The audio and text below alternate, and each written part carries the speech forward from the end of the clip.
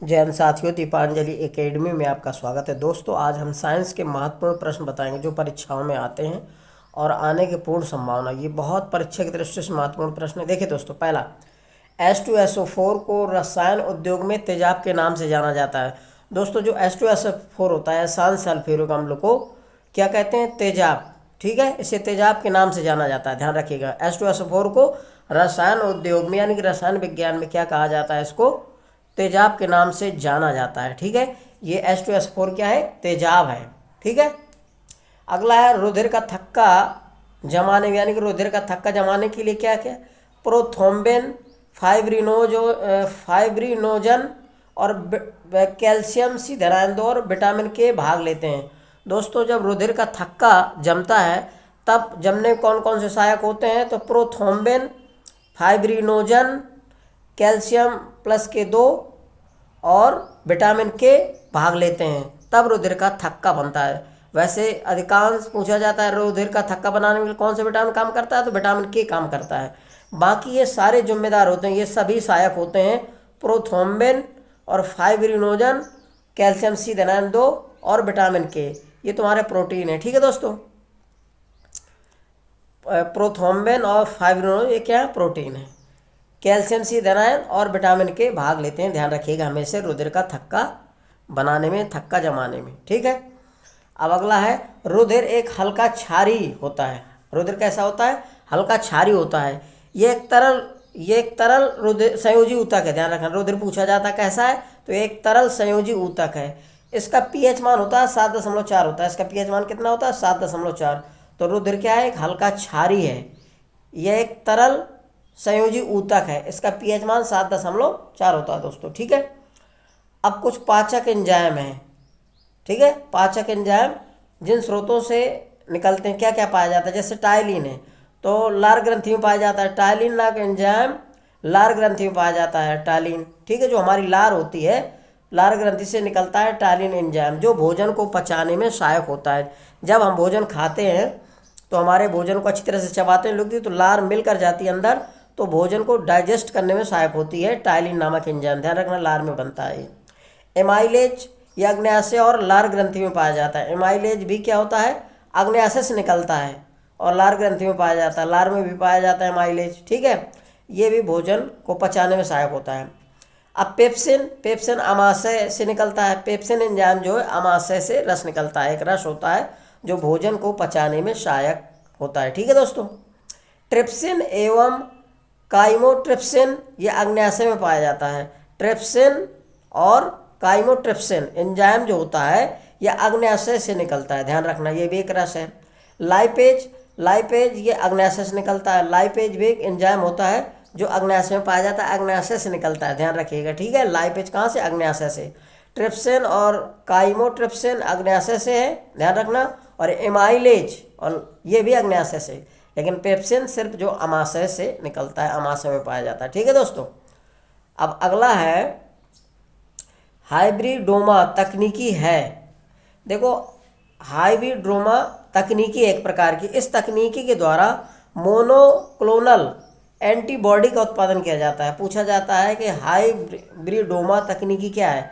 तो ये एक ऐसी तकनीकी है जिसके द्वारा मोनोक्लोनल एंटीबॉडी का उत्पादन किया जाता है। ठीक है दोस्तों, अगला है आयोडीन 131 का उपयोग घेंगा रोग यानी कि थायराइड जो ग्रंथि बढ़ जाती है, थायराइड से तो आयोडीन की कमी हो जाती है तो घेंगा रोग हो जाता है। आयोडीन की कमी से कौन सा रोग होता है? घेंगा रोग। ठीक है, गले में होती है, ये गले में घेंगा रोग हो जाता है। ठीक है, तो आयोडीन 131 का प्रयोग में उपयोग होता है घेंगा रोग को सही करने में। ठीक है, अगला है आयोडीन 123 का उपयोग मस्तिष्क चित्रण या ब्रेन इमेजिंग के लिए किया जाता है। ध्यान रखना, आयोडीन 123 का प्रयोग कैसे किया जाता है? मस्तिष्क चित्रण, ठीक है, या ब्रेन इमेजिंग के लिए किया जाता है, ध्यान रखिएगा। कोबाल्ट 60 का उपयोग कैंसर के लिए किया जाता है। कोबाल्ट 60 जो होता है इसका उपयोग कैंसर के लिए किया जाता है। सोडियम 24 का उपयोग रक्त के संचार की जानकारी प्राप्त करने के लिए किया जाता है। सोडियम जो है कहीं रक्त जमा है, कैसा क्या है, रक्त के कणकाओं की जानकारी देता है। ये सोडियम जो होता है रक्त के संचार की जानकारी, कितना फ्लो हो रहा है, संचार कैसा हो रहा है, कहीं रुकावट है क्या है, तो सोडियम 24 का प्रयोग किया जाता है। दोस्तों ये 24 क्या होता है, परमाणु क्रमांक होता है। जैसे कोबाल्ट 60 है तो इसका कोबाल्ट का 60 परमाणु क्रमांक है। आयोडीन 123 है तो इसका परमाणु क्रमांक है। आयोडीन 131 तो इसका परमाणु क्रमांक होता है दोनों। ठीक है दोस्तों, नहीं यार, एक मिनट। अगला है फास्फोरस 32। तो पी, फास्फोरस को पी से प्रदर्शित है, फास्फोरस 32P32। इसका उपयोग किया जाता है ल्यूकेमिया के उपचार में। ल्यूकेमिया एक बीमारी होती है जिसके लिए इसका उपयोग किया जाता है। किसका, फास्फोरस 32 का ध्यान रखिएगा हमेशा। कार्बन 14, कार्बन 14 को C14 से प्रदर्शित करते हैं। कार्बन का परमाणु भार होता है 14। ठीक है, यह एक कार्बन 14 आइसोटोप के 6 पर आधारित है। दोस्तों कार्बन 14 पूछा जाता है किस पर आधारित है, तो आइसोटोप के 6 पर आधारित है। ये एक तकनीकी है, ध्यान रखना, आइसोटोप के 6 पर आधारित एक तकनीकी है। ठीक है, ये तत्व सभी सजीवों में पाया जाता है। इसे रेडियो कार्बन डेटिंग, ध्यान रखना, ये तत्व जो है सभी सजीवों में पाया जाता है। इसे रेडियो कार्बन डेटिंग या कार्बन 14 के नाम से जाना जाता है। इसे क्या कहा जाता है, रेडियो कार्बन डेटिंग या कार्बन 14 के नाम से जाना जाता है। ठीक है, यह एक वैज्ञानिक विधि है दोस्तों। कैसी विधि है, वैज्ञानिक विधि है। इसके द्वारा जंतुओं एवं पौधों के प्राप्त अवशेषों की आयु ज्ञात करने में किया जाता है, ध्यान रखना। तो इसका उपयोग किस में किया जाता है, जंतुओं पौधों के सड़े गले अवशेषों को जो जीवाश्म है उनकी आयु की गणना करने में किया जाता है। ठीक है, ये पुराने जीवाश्म वगैरह की जानकारी इससे की जाती है कार्बन 14 से, ध्यान रखिएगा। ये कार्बन एक रेडियोधर्मी आइसोटोप है।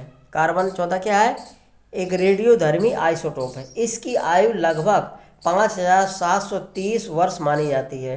कार्बन 14 की आयु लगभग कितनी मानी जाती है, 5730 वर्ष मानी जाती है, ध्यान रखिएगा। इसे पहली बार 1940 के दशक में बिलियार्ड लिब्बी ने शिकागो विश्वविद्यालय में विकसित की थी। ये किसने किए थे, विलार्ड लिब्बी ने शिकागो विश्वविद्यालय में इसको विकसित किया था। ठीक है, सबसे पहले कब, 1940 में, ध्यान रखिएगा। अगला, फोटोग्राफी में सोडियम थायोलेट का जली विलयन का प्रयोग किया जाता है। अक्सर पूछा जाता है, ऐसे पूछा गया है, ये फोटोग्राफी में सोडियम थायोसल्फेट का जली विलयन का प्रयोग किया जाता है। अगर पूछा जाता है कि फोटोग्राफी में किसका प्रयोग किया जाता है, किसका जली विलयन, तो सोडियम थायोसल्फेट का जली विलयन प्रयोग किया जाता है, ध्यान रखिएगा। और ये पूछा गया IAS में दोबारा कि फोटोग्राफी में उपयोगी तत्व कौन है, तो सिल्वर ब्रोमाइड है। तो फोटोग्राफी में अगर उपयोगी तत्व पूछा जाता है तो सिल्वर कौन सा है, सिल्वर ब्रोमाइड, यानी इसका फार्मूला होता है AgBr। ठीक है, सिल्वर ब्रोमाइड, ध्यान रखिएगा। ये फोटोग्राफी में उपयोगी तत्व है। दो तरह से पूछा गया घुमाकर। तिबारा देखो IAS में पूछा गया इसी को, फोटोग्राफी में स्थायीकरण के रूप में सोडियम थायोसल्फेट का प्रयोग किया जाता है। पूछा गया है कि फोटोग्राफी में स्थायीकरण के रूप में किसका प्रयोग किया जाता है, तो सोडियम थायोसल्फेट का प्रयोग किया जाता है, ध्यान रखिए, स्थायीकरण के रूप में। तो 3 बार इसको घुमा के पूछा गया है। ठीक है, अगला है कॉपर सल्फेट का जली घोल अम्लीय होता है। पूछा जाता है कॉपर सल्फेट का जली घोल अम्लीय क्यों होता है, किसके कारण, तो जल अपघटन के कारण होता है, ध्यान रखिए। कॉपर सल्फेट का जली विलयन, जली घोल, कॉपर सल्फेट का जली घोल अम्लीय होता है, क्यों, जल अपघटन के कारण अम्लीय होता है, ध्यान रखिएगा। कॉपर सल्फेट का जली घोल अम्लीय होता है जल अपघटन के कारण, पूछा जाता है अक्सर, तो याद रखिएगा। अम्लीय घोल ठीक होता है, क्यों, जल अपघटन के कारण, जल अपघटन के कारण होता है ऐसा। ठीक, किसी घोल के अम्लीय या क्षारीय होने का मूल्यांक pH निर्धारित करता है। यानी यदि किसी विलयन का कैसे पता चलेगा कि अम्लीय है क्षारीय है, तो इसका निर्धारण हम pH मान, यानी कि pH मापांक होता है, उसके द्वारा निर्धारित किया जाता है। ठीक है, किसी विलयन का pH मान, किसी घोल अम्लीय है या क्षारीय है, इसकी जानकारी कैसे होती है, तो pH से निर्धारित किया जाता है। pH मान से इसकी गणना कर सकते हैं कि विलयन अम्लीय है या क्षारीय है। ठीक है, अम्लीय के लिए दोस्तों pH का मान 7 से क्या होता है, कम होता है, और क्षारीय के लिए pH का मान 7 से अधिक होता है दोस्तों। ठीक है, ये ध्यान रखिए। तो किसी घोल के अम्लीय क्षारीय होने का कैसे पता करते हैं, तो मूल्यांक pH से निर्धारित किया जाता है। pH से निर्धारित करते हैं कि अम्लीय है विलयन की क्षारीय है। तो पीएच मूल्यांक से इसकी गणना करते हैं। ठीक है दोस्तों। जैन साथियों, इसी तरह के शॉर्ट वीडियो देखने के लिए मेरे चैनल को लाइक और सब्सक्राइब करिए। जैन साथियों, आगे है दोस्तों इसी का लाइफ-हाई एक वायरलेस ऑप्टिकल नेटवर्किंग तकनीकी है। अगर पूछा जाता है कि लाइफ-हाई क्या है, तो दोस्तों यह एक वायरलेस ऑप्टिकल नेटवर्किंग तकनीकी है। ठीक है। इसमें डेटा के साथ संचरण के लिए प्रकाश उत्सर्जक डायोड यानी कि एलईडी का उपयोग किया जाता है। अगर पूछा जाता है कि लाइफ-हाई में किसका उपयोग किया जाता है, प्रकाश उत्सर्जक डायोड का उपयोग किया जाता है। किसका? प्रकाश उत्सर्जक डायोड का, यानी कि एलईडी का उपयोग किया जाता है।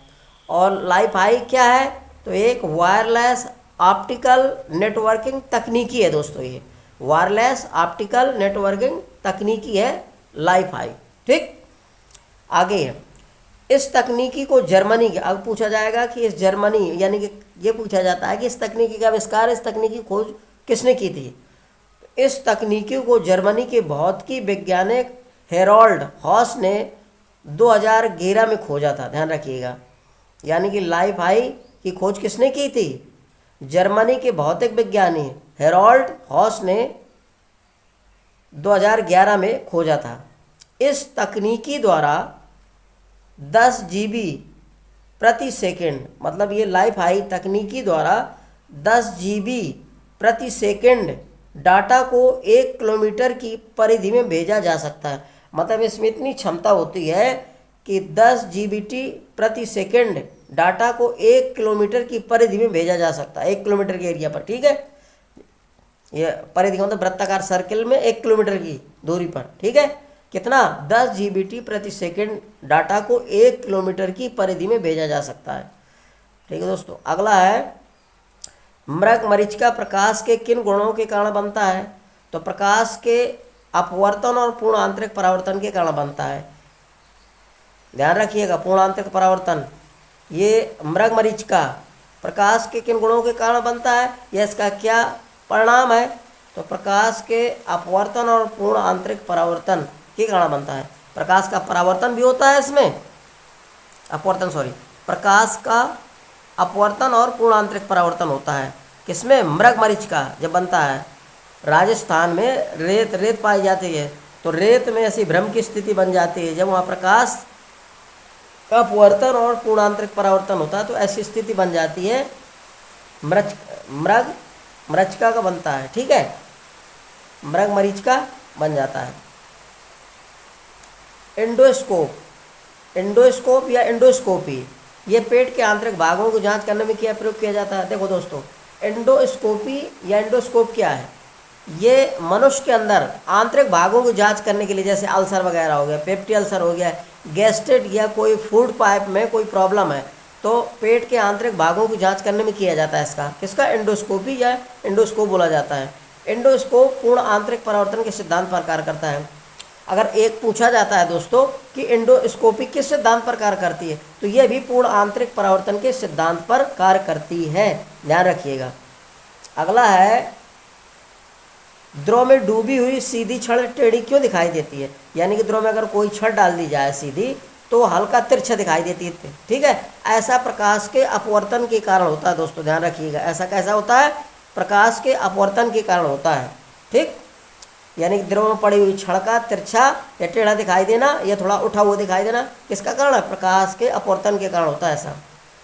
सूर्य उदय से कुछ मिनट पूर्व भी अर्थात क्षैतिज से नीचे होने पर भी सूर्य के दिखाई पड़ने का क्या कारण है? तो प्रकाश के अपवर्तन के कारण ऐसा होता है। यानी सूर्योदय से कुछ मिनट पूर्व, यानी सूर्य जब उदय होता है उससे कुछ मिनट पहले, अर्थात क्षैतिज से नीचे होने पर भी सूर्य के दिखाई पड़ने का क्या कारण होता है? पूछ देता है, तो यह प्रकाश के अपवर्तन के कारण होता है दोस्तों, इस ध्यान रखना।